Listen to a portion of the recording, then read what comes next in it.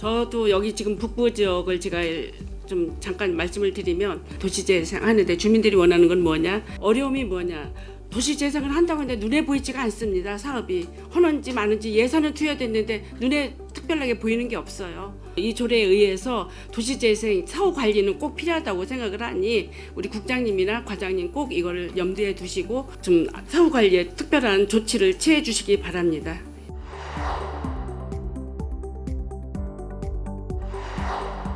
사업 개요를 한번 보세요. 이거를 보고 이 추경에서 감액을 하는 거를 알아볼 수 있을지 한 번만 봐주세요. 사실은 이런 부분에 대해서는 질의를 드릴 이유가 없어야 되는 부분입니다. 그쵸? 그런데 지금 전체가 사업 개요에 있어서 추경에 대한 감액에 대한 근거에 대한 부분이 전혀 기술이 안 되고 있어요. 이런 부분은 조금 더 신경 써주시면 고맙겠다라는 말씀 드립니다.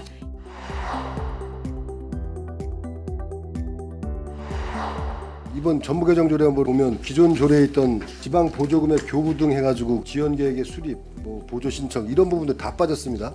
아무리 이제 법에 있다고 해서 너무 좀 뭉뚱그려 있는 것 같아요. 그래서 이런 세부 조항들이 좀 들어가지 않을까 하는 생각이 듭니다. 여러 가지로.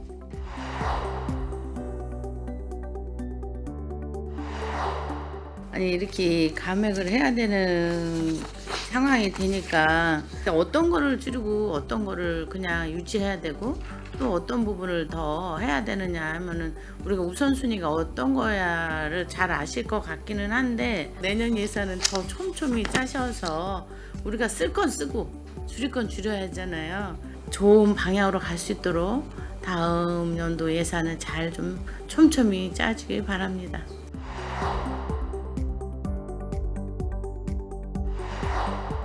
시민들이 몰라서 세금을 못 낸다 그러면 이게 징수가 안 되는 거잖아요. 그렇죠?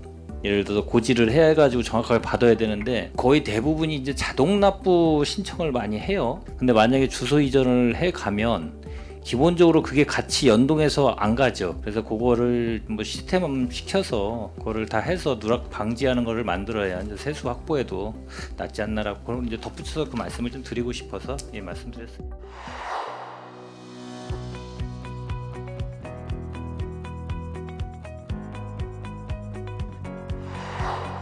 비산먼지뿐만이 아니고 이제 도로 위에 명화명 광고들 있잖아요. 이런 사채 광고들, 이런 명화명 광고들이 흩뿌려지다 보니까 그거를 이제 좁은 길목 같은 경우에는 청소하기 위해서는 소형 청소차를 도입해야 된다라고 말씀을 드린 적이 있었거든요. 근데 이제 흡입을 하는 부분이다 보니까 그게 뭐 광고물도 수거가 되지만은 그런 먼지 같은 경우에도 같이 흡입할 수 있는 그런 아마 일석이조의 기능이 되지는 않을까 싶어요. 한번 논의도 해보시는 게 좋을 것 같습니다.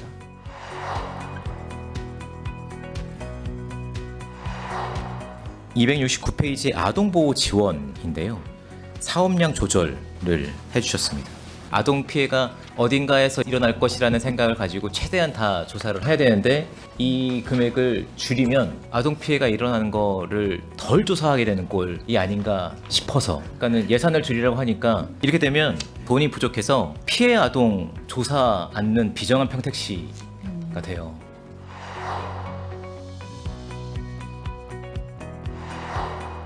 폐현수막 재활용 공방 지원 사업이 있는데 그 폐현수막을 좀 잘 활용하면 여러 가지 긍정적인 효과가 좀 높을 것 같아서 이제 공공기관이나 읍면동 관변단체 또는 민간단체들에게도 이 부분을 좀 홍보해서 이제 좀 보급을 확대한다면 우리가 폐현수막을 좀 더 효과적으로 처리할 수도 있고 여러 가지 좀 긍정적인 효과가 있을 것 같아서 이런 부분에 대한 보급 확대를 하기 위한 부분을 좀 검토해 주시길 바라겠습니다.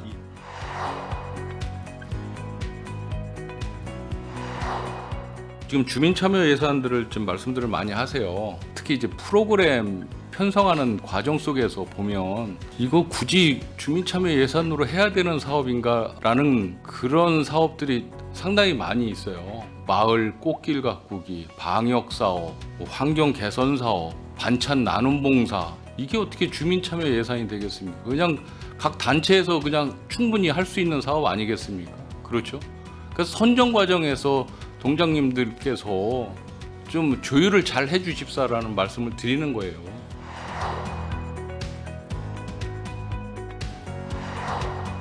군소음 피해 보상 지원 관련된 저희가 이제 이거 뭐 국비 이제 보상금 줘야 되니까 130억 지금 이제 이렇게 편성이 됐는데 제가 드리고 싶은 말씀은 지금 지역에서는 서탄부터 시작해서 모든 지역들이 팽성까지 해서 군소음 이 피해 보상이 지역이 확대되기를 원합니다. 이런 부분에 대한 방안도 더 노력해 주셔야 된다.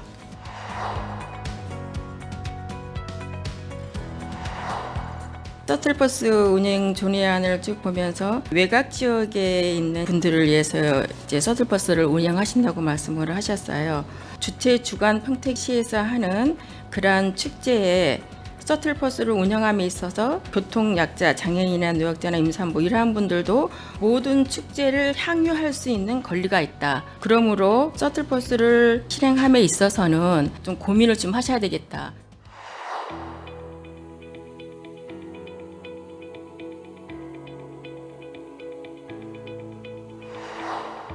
공원 녹지 계획 부분에 있어서 도시개발 계획 시 최소 공원 규모 이상 확보, 물론 이 노력 물론 필요하고 매우 중요하다라는 생각을 합니다. 어떤 규모 이상을 확보하기 위해서 무리한 이런 것들보다는 좀 더 시민들에게 활용이 될 수 있고 시민들 삶 속에서 묻어갈 수 있는 그런 공원을 좀 잘 계획을 해주시고.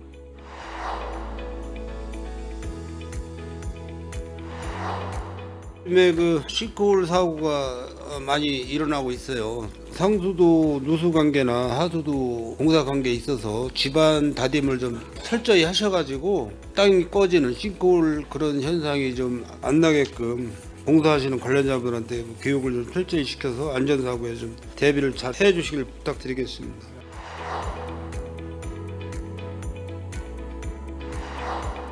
도시 기본계획 수립 의견 청취회건에서 2040에는 거의 2배가량 107만 원으로 잡아오셨어요. 목표인거를. 그렇죠? 네. 그럼 우리가 건설 폐기물 물량도 보더라도 실은 목표인구 지표에 좀 비슷하게 담아야 되는데 그런 부분들도 우리가 좀 이해하기 어렵게 좀 담아오셨어요. 이런 앞으로 지표 발생을 할 때는 좀 더 근거적인 데이터가 어디서 왔다는 것도 같이 한번 발표해주면 또 신뢰가 가지 않을까 생각이 듭니다.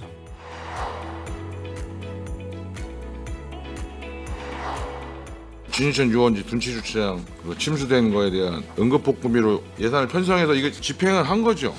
공공기관이라든가 또 우리가 시에서 지금 짓는 여러 가지 건축물에 있어서 기후 변화에 따른 여러 가지 좀 예기치 못한 피해들이 발생할 소지들이 많기 때문에 그에 대한 설계라든가 대비라든가 이런 것들도 충분히 한번 부서들하고도 좀 논의도 해서 이런 일이 좀 재발되지 않도록.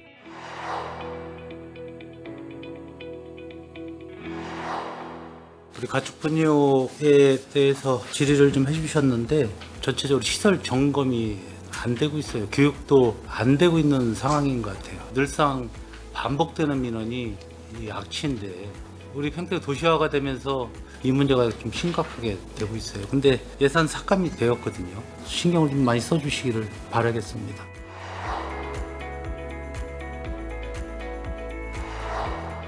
여기 교육민 홍보하면 시장은 전세 피해 예방과 전세 피해 임차인 등을 지원하기 위한 전세 피해 예방 교육 및 지원 사업에 대한 홍보를 할 수 있다. 지원에 대한 홍보 그런 것보다는 그런 피해가 일어나지 않을 수 있는 홍보가 더 필요한 것 같아서 평택시에서도 미리 예방 대책을 철저히 해주셨으면 감사하겠습니다.